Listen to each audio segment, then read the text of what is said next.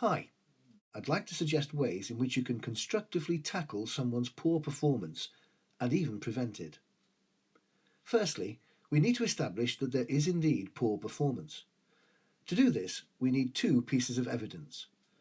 What is the performance required, and what is the current level of performance? Comparing these two lines will demonstrate whether there is a performance gap or not. If there is a performance gap, then there are four key factors that will have contributed to this. They are a lack of resources, a lack of knowledge, a lack of skills, and a lack of a positive attitude. Taking each in turn. A lack of resources can typically include money or time. It can also include equipment, materials, and the contribution of others.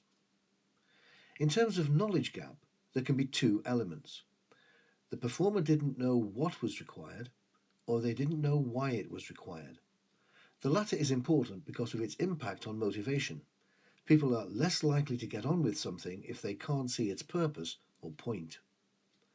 The third gap is that of skills or capability.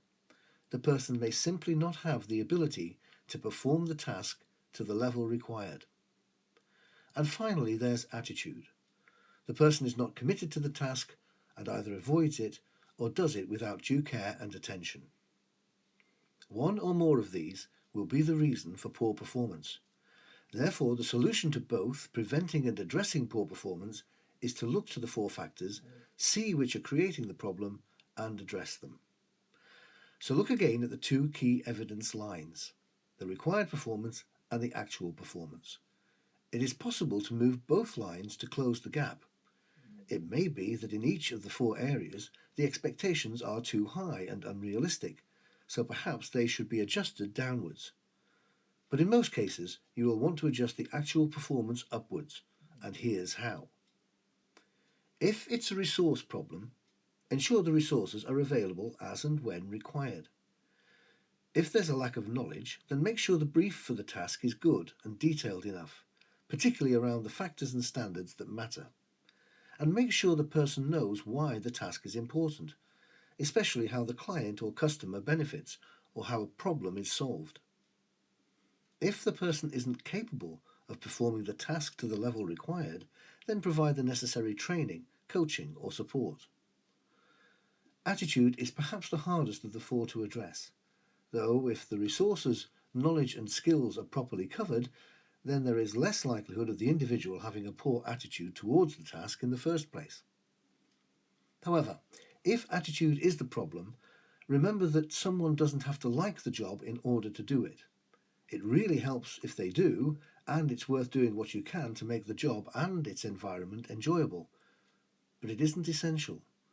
There are likely to be parts of any job that you'd rather not do, but you still do them, and do them to the best of your ability.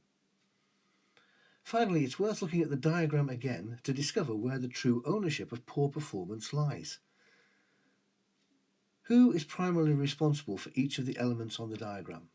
The manager or the individual?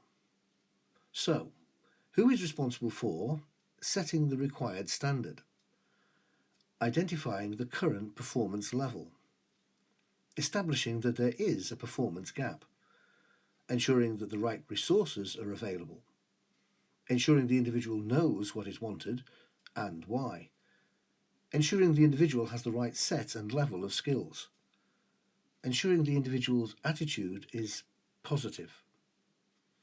When you look at it this way, who is the poor performer?